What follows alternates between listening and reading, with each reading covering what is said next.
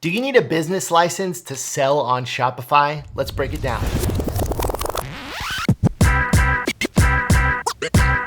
Hey, what's up everybody, and thank you for watching today. My name's Kerry, I'm the founder of Shirt School, and I created this channel to bring you the best strategies, secrets, and hacks to grow your online e-commerce business. Before I dive deep into this sensitive subject, I wanna add a quick disclaimer. I am not a tax professional, I am not a lawyer, this is not professional advice. I'm simply speaking from years of opening my own stores and operating my own Shopify stores and working with thousands of students in my programs in helping them start their own Shopify businesses and what I've seen in how this works. So let's start off by talking about the simple answer to do you need a business license to start selling on Shopify? And the short answer is no. Shopify does not require any kind of business license to open a shop and start selling in a Shopify store. They do not require anything. And you can open a Shopify store and start selling as a sole proprietor, and you can claim all of your sales on your personal tax returns when you are just starting out. Having a sole proprietorship simply means that you're operating under your social security number in the United States and you haven't formally formed a business, but you can claim all of that revenue and your sales under your personal tax returns. Now let me be clear here, getting a business license, having a tax ID and an EIN and all of those things is the right thing to do long term. And if you have a business that you're operating and you're making a good amount of money, you definitely wanna have all of those legal things in place and you wanna go through the necessary steps to set that stuff up. But my recommendation, if you are just starting out, you're watching this video and you're saying, I'd love to start a Shopify store, I just don't know legally what I should do before starting, I think you should take imperfect action and go ahead and open your Shopify store without getting all of the necessary documentation that you might need later. And you can make your first $500, $1,000, or maybe even a little bit more than that before you go out and get all of the documents and register your business legally. The reason I recommend you do it this way is because most online businesses, if you're considering starting an e-commerce business, specifically in the t-shirts, apparel, or print-on-demand category, and you want some additional help in getting everything set up and starting to make some sales and bring in some profits for yourself and your family, I want to invite you to go watch our free class over at shirtschool.com.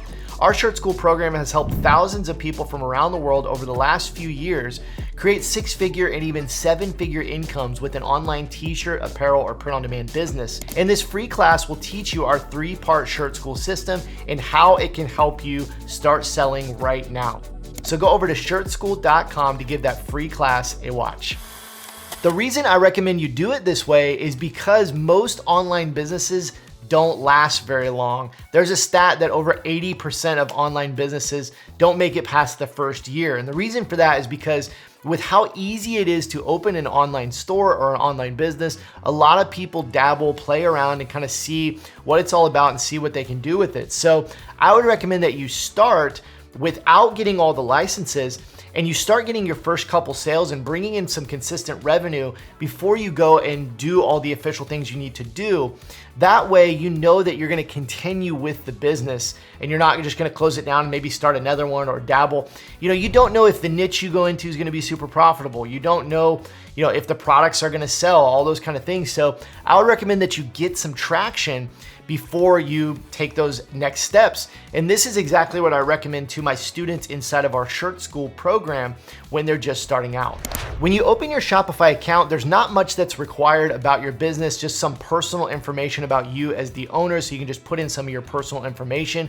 But when you go to actually start collecting payments, which means you're gonna accept customer credit cards through Shopify payments, they will have some additional things that are required there in the setup process. So let's look at what Shopify says about setting up Shopify payments. Shopify says that you must complete the setup of your Shopify payments account, including all your business details and banking information within 21 days of your first sale. If your account is not set up within 21 days, then all payments are automatically refunded to the buyer. So what this means is you can open your Shopify account, you can start selling, you can open your store, and once you get your first sale, then you can complete the setup for Shopify payments within 21 days.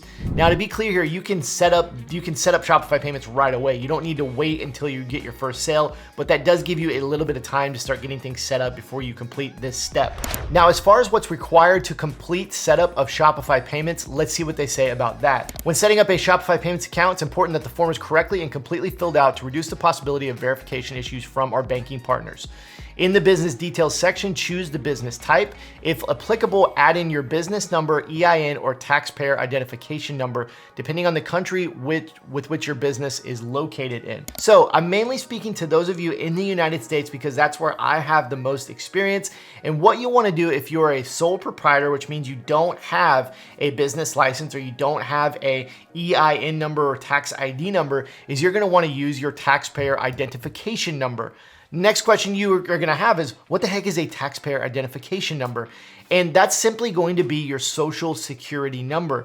You can enter that in the business details section on Shopify payments. Just enter in your social security number there and your personal information, and it will be able to verify you as a taxpayer so that you can accept credit card payments. Even though you can start selling on Shopify without any business licenses, it's important to know that as you start making more revenue, it doesn't make tax sense to continue selling without the appropriate licenses, without registering your business.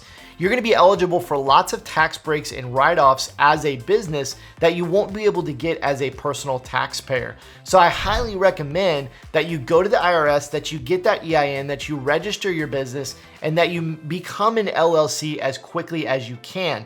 But that shouldn't stop you from starting selling online. So take that imperfect action, open your Shopify account, start playing around in there, creating products, maybe using something like print on demand, and start making some sales without these business licenses when you're starting.